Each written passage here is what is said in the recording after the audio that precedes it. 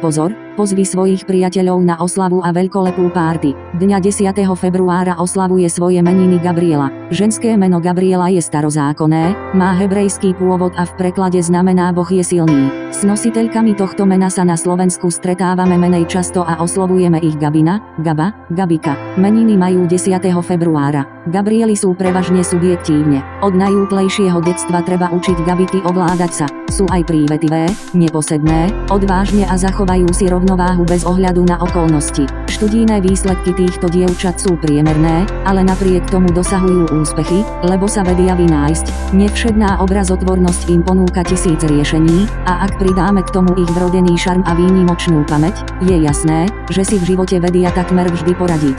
Snom Gabriely je stavať nehnuteľnosti alebo zbierať starožitnosti. Životaschopnosť žien s týmto menom je veľmi dobrá a umožní im čeliť zdravotným problémom, ktoré by sa nemuseli dostaviť, keby nehrešili akousi bezstarostnosťou v tomto ohľade. Ich slabinou sú obličky. Obľúbené farby Gabriely sú biela a ružová, ochranné rastliny myší chvost a kosatec a ochranné kamene aká, opál a korál.